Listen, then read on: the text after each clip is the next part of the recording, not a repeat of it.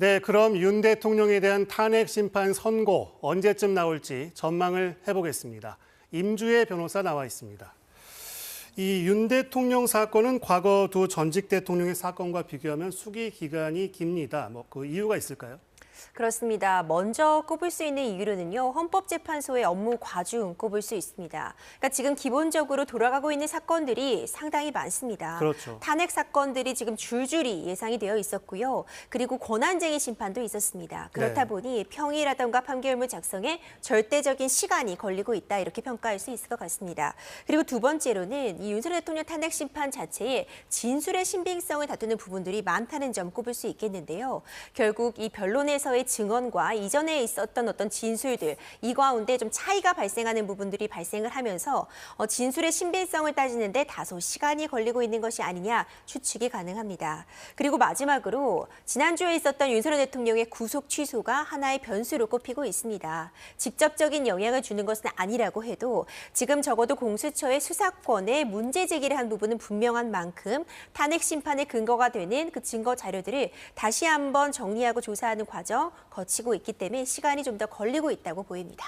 네, 사실 이 헌법재판소는 이 윤 대통령 사건을 가장 시급하고 빨리 해야 하는 사건이다, 이렇게 밝힌 적이 있지 않습니까? 그런데 오늘 뉴스를 보면 감사원장이나 서울중앙지검장 사건 같은 걸 먼저 선고하겠다고 했는데 이건 또 어떤 의미로 봐야 할까요? 일단 최재해 감사원장에 대한 탄핵 심판이나 그 외에도 이창수 서울중앙지검장이나 또 검사들에 대한 탄핵 심판이 먼저 접수가 된 부분은 맞습니다.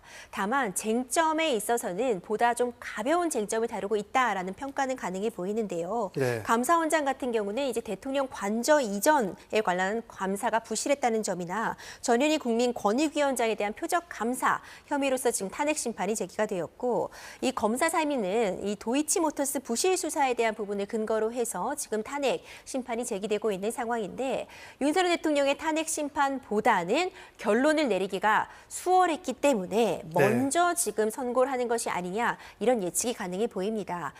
그리고 당초 예상과는 좀 다르게 윤석열 대통령 탄핵 심판에 대한 평의 과정에서 이 해당 탄핵 사건들도 함께 동시에 평의가 진행이 되었고 결론이 먼저 도출되었기 때문에 먼저 선고한다, 이렇게 평가할 수 있습니다. 네, 당초엔 윤 대통령 선고가 14일 금요일에 있을 가능성이 있다, 이런 말이 있었는데 이제 좀 희박해졌다는 분석이 있습니다. 그건 왜 그렇습니까? 그럴 수밖에 없는 것이요. 지금 당초에는 14일 금요일에 윤석열 대통령 탄핵 심판 선고가 유력하다는 얘기가 있었죠. 하지만 13일에 이 탄핵 심판 선고가 줄줄이 예정되어 있습니다. 사실상 이틀 연속으로 이렇게 선고를 잡는 것은 매우 드뭅니다. 그러니까 한 번 정도 있었다고 하는데요. 네. 그럴 수밖에 없는 것이 결국 탄핵 심판에서 중요한 건 판결문입니다. 그러니까 표결의 결과가 담겨 있는 판결문은 국민들에게 말 그대로 지금 헌법재판소에서 결정한 이 결정을 납득시키는 그런 글이라고 볼 수 있는데 이것을 작성하기까지 시간이 상당 부분 소요가 됩니다. 일반적으로 꼬박 이틀 정도는 작성하고 이것을 완성하는 데, 다듬는 데만 이 정도 시간이 걸린다고 보는데 이틀 연속으로 선고가 잡힌다면은 사실상 이 중요하다고 볼 수 있는 윤석열 대통령 탄핵 심판 판결문을 다듬을 시간이 좀 부족하다고 보여지기 때문에 이틀 연속 선고는 무리한 것 아니냐, 이런 예측이 나오고 있습니다. 예, 만약에 선고가 이번 주 금요일이라면 내일쯤은 선고기일 통지가 가야 되는 거죠? 그렇죠. 선고기일 통지는 이전의 사례를 보더라도요, 이틀에서 3일 전에는 언제 선고를 하겠다는 것이 이미 통지가 되었습니다. 특히 지금 선고만을 앞두고 있기 때문에 생중계 여부 같은 부분도 아마 선고기일 통지를 하면서 함께 정해지게 되는데 너무 임박해서 이 선고기일을 통지하게 된다면 안전한 그런 관리 측면에서 문제가 발생할 수 있습니다. 헌법재판소 앞에 어떤 대규모의 어떤 병력이나 경찰력도 좀 도입이 필요한 상황이고요. 생중계를 하려면 그에 따른 준비도 필요한 상황이기 때문에 적어도 2, 3일 정도는 시간을 두는 것이 필요하거든요. 그렇다면 만약 이번 주 금요일에 선고를 하려면 적어도 내일쯤에는 선고 날을 통지해야 되는 상황이기 때문에 현실적으로 좀 어려운 측면은 있으나 물리적으로 불가능한 것만은 아닙니다. 네, 어렵긴 하지만 불가능한 건 아니다, 이런 말씀이시고, 만약에 이번 주를 넘긴다면 선고일은 언제가 유력하다는 말이 있습니까?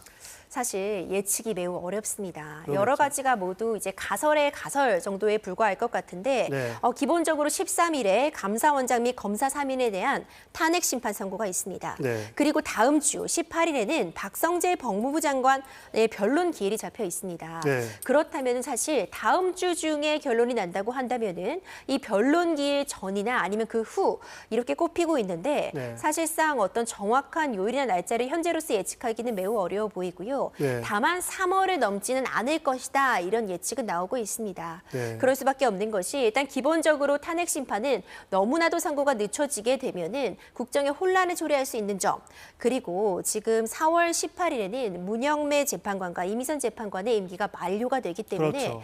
그렇다면 다시 6인 체제로 돌아가게 되거든요. 네. 아직까지 마은혁 후보자에 대한 임명이 좀 지연되고 있는 상황에서 유인 체계로 청구를 하는 것은 매우 어떤 그 법적으로 문제가 짊을거질 수 있다는 점에서 네. 적어도 3월 내에는 선고가 날 것이다 이렇게 보고 있습니다. 네. 그리고 지금 한덕수 총리의 탄핵 심판 선고도 있잖아요. 그런데 한 총리 측이 윤 대통령보다 먼저 선고를 해달라 이렇게 요청을 했다고 하지 않습니까? 헌재가 어떻습니까? 이 의견을 받아들일까요?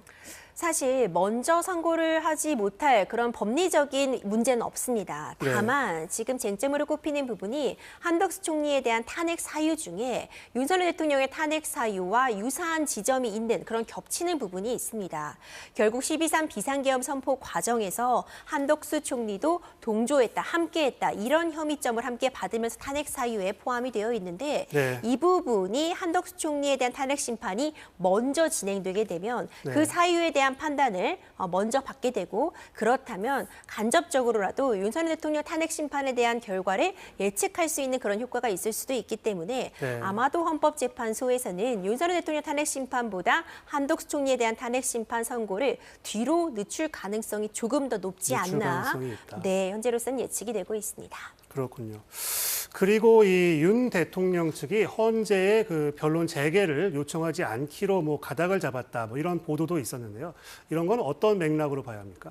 사실 아직까지 확정된 부분은 아닌 것 같습니다. 네. 변론 재개를 이후에도 요청할 가능성은 있지만 현재까지 진행되고 있는 상황들을 보자면은 일단 기본적으로 구속 취소 결정이 있었지만 이것은 인신의 구속에 대해서 절차적인 흠결 그리고 수사권의 문제가 있었다는 점까지이지 이 12.3 비상계엄 선포에 헌법과 법률상의 위반 사항이 있는지 위반의 정도가 중대한지를 다투는 이 탄핵 심판과 구속 취소는 직접적인 연관을 가진다고 보기는 어렵습니다. 네. 그렇기 때문에 구속 취소가 있었다고 변론의 재개를 신청하는 것은 의미가 없다. 이런 판단도 충분히 있을 수 있고요. 경우에 따라서는 변론이 재개된다면 마은혁 후보자가 또 변론에 참여할 가능성 이런 부분도 배제할 수는 없기 때문에 그렇다면 오히려 또 불리한 판단을 가질 수 있을 것이 아니냐 이런 예측도 나오고 있거든요. 여러 가지 변수들이 적용이 되고 있지만 아마도 현재까지는 변론 재개에는 다소 좀 신중한 모습을 보이고 있는 것 같습니다. 알겠습니다. 임주의 변호사였습니다. 말씀 잘 들었습니다.